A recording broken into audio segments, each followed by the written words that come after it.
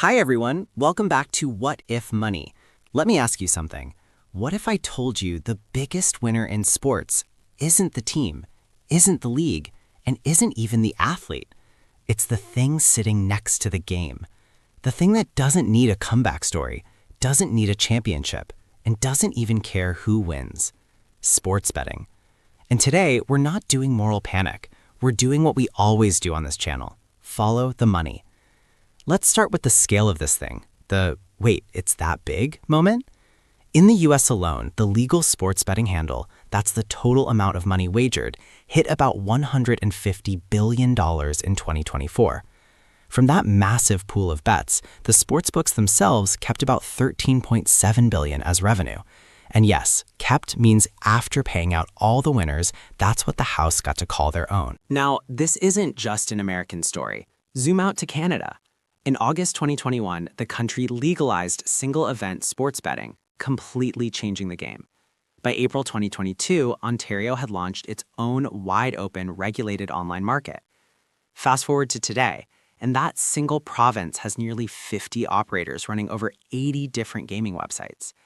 So whether you're in the US or Canada, sports betting is no longer a Vegas thing. It's a phone thing. It's everywhere. But here's the plot twist. This is the most important idea of the day. Sportsbooks are not in the business of predicting sports. They are in the business of selling prices. Think of them as a mini stock exchange, but instead of trading shares, they're trading human emotions. Fear that your team might lose, hype around a star player, deep tribal loyalty to your city, and that shot of dopamine you're chasing at 11:59 p.m. on a Tuesday. And just like a stock exchange doesn't care which stock you fall in love with, sportsbooks don't care which team you love. They care about one thing and one thing only: volume, keeping the machine running. Ever wonder how sportsbooks rake in billions? It's not by outsmarting you on game day. The truth is, they don't need to predict a single outcome correctly. Their real secret is much simpler, and it's built right into the numbers you see. It's called the VIG, or the juice. Think of it as a hidden service fee. Imagine a perfectly fair coin flip, a true 50-50 shot. Logically, a $10 bet should win you $10, but a sportsbook won't offer you that deal. They tilt the odds ever so slightly in their favor. So for that coin flip or any game they see as a toss-up, they'll set it up so you have to bet $11 just to win 10. It doesn't matter if you pick heads or tails, the price is the same. That extra dollar you have to risk, that's their profit. It's their guaranteed cut, beeped into every single wager. Now, $1 seems trivial, but this isn't a business of $1 bets. Multiply that tiny skim across millions of wagers every single day. Suddenly, it's a financial giant. That's how a country can bet nearly $150 billion, and the sportsbooks can calmly walk away with almost $14 billion in pure revenue. They've engineered a system where, over the long run, the house simply cannot lose. Their business is built on a profound and simple truth. They don't need you to lose your bet today. They just need the crowd as a whole to keep coming back to play forever. Let's get one thing straight. The Super Bowl is no longer just a football game. It's a massive financial event. If you want proof, the American Gaming Association estimated that for Super Bowl LIX, Americans would legally wager almost $1.4 billion on a single game. Now, zoom out to the entire NFL season. The HEA projected $30 billion in legal bets. That isn't just sports culture. Those are the numbers of financial infrastructure. So how does the average person plug into this $30 billion machine? Let's talk about the one bet type that makes a normal fan feel like a quantitative trader overnight: the parlay. A parlay feels like a cheat code. It's the promise you hear from friends. Bro, if I just get these 6 things right, I can turn $20 into $2,000.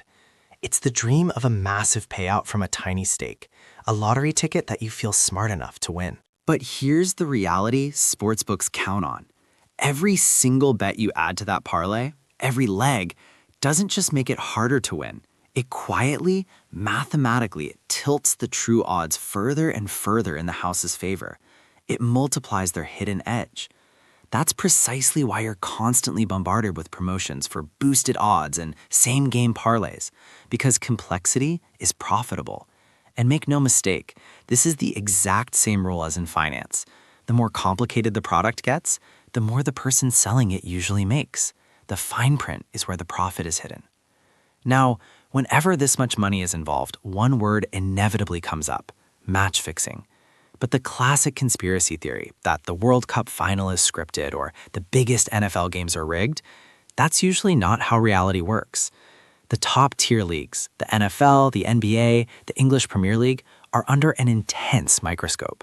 They're swimming in data monitoring and public scrutiny. The financial incentive to keep the product legitimate is just too high. The real risk isn't on the main stage. Match fixing thrives in the shadows. It happens where players are underpaid and desperate. It happens where league oversight is weak or non-existent. And it happens where the betting markets are just liquid enough for someone to cash out a crooked bet without setting off major alarms. That's why regulators and enforcement agencies focus so heavily on building integrity frameworks.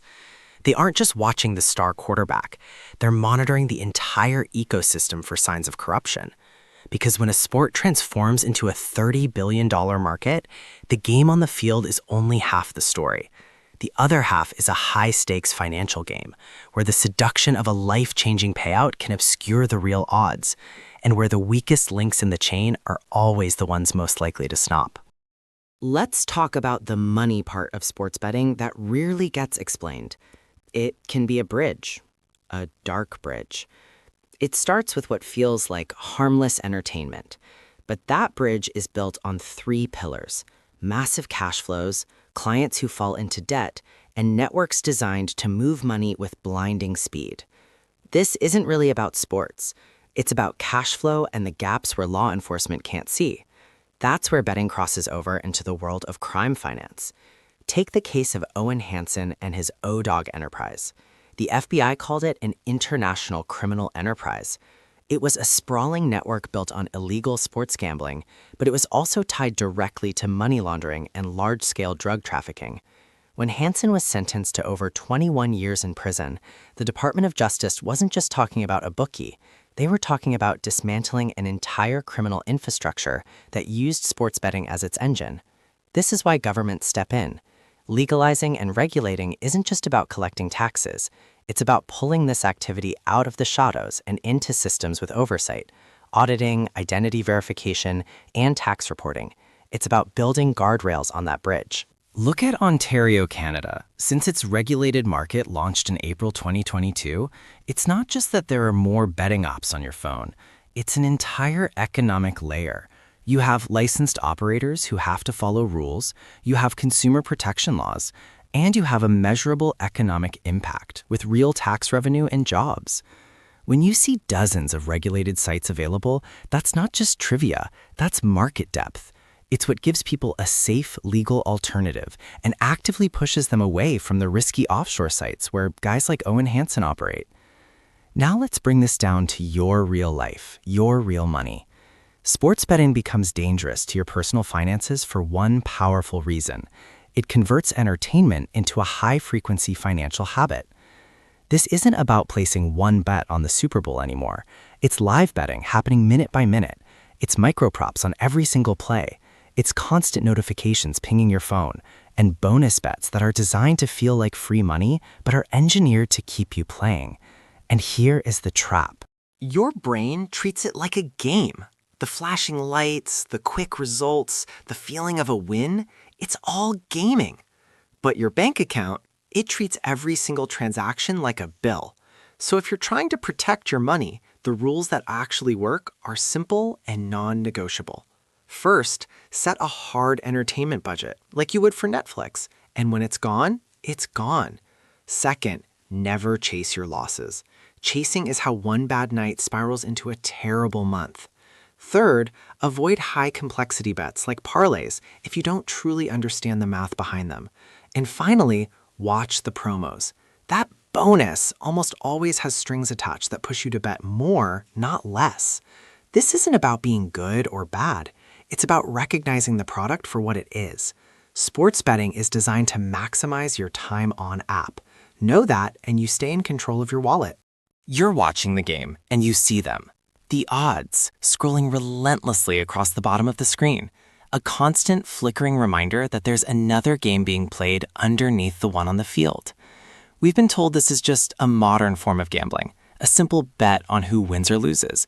But that's a massive oversimplification. This entire ecosystem has been engineered to function as an attention tax. Think about what happens the moment you place a bet. Your relationship with the event changes completely. You're not just a fan anymore, you're an investor. A $5 wager on a meaningless Tuesday night game transforms it into a must-see event. You watch more games you'd normally ignore. You stay glued to your screen until the final meaningless possession. You engage more, you analyze more, you care more.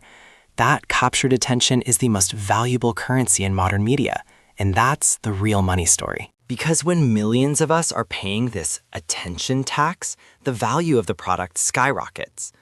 Sports leagues seeing this surge in dedicated viewership can suddenly negotiate multi-billion-dollar media rights deals. Broadcasters, who can now promise a more engaged and locked-in audience, charge astronomical rates for ad slots. This is precisely why these ads are now wallpapering our experience of sports. It's why the whole industry seemed to explode out of nowhere. The catalyst was a 2018 Supreme Court decision striking down a federal ban called PASPA. That ruling didn't just legalize betting state by state, it unlocked this entire business model of harvesting our focus for profit. In the first 5 years alone, Americans legally wagered over $220 billion. The floodgates weren't just opened, they were blown off their hinges. But how do the sportsbooks ensure they get their cut from this fire hose of money? It's not just about setting the right line. The real genius is in the design of the product itself. They relentlessly push complex, lottery-style bets called parlays, bundling multiple outcomes into one high-risk, high-reward ticket. The potential payout is tantalizing, but the odds of it hitting are incredibly slim. This complexity isn't a bug, it's a feature designed to be profitable. And behind the scenes, sophisticated data analytics are working overtime. They personalize promotions, dangling a risk-free bet just for you. AI-driven systems adjust odds in real time during the game, encouraging constant in-play betting and keeping you on the hook, turning your phone into a pocket-sized trading floor.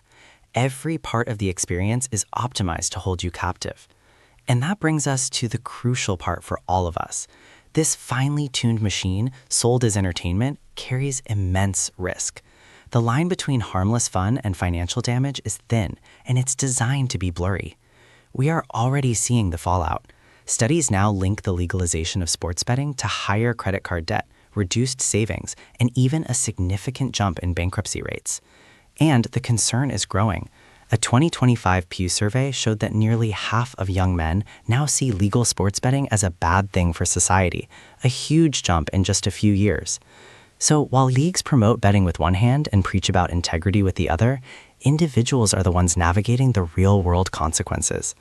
This isn't a simple wager anymore. It's an entire ecosystem built to monetize every second of your focus. So the next time those odds flash on your screen, remember what you're really paying with. Stay informed and take good care of your money.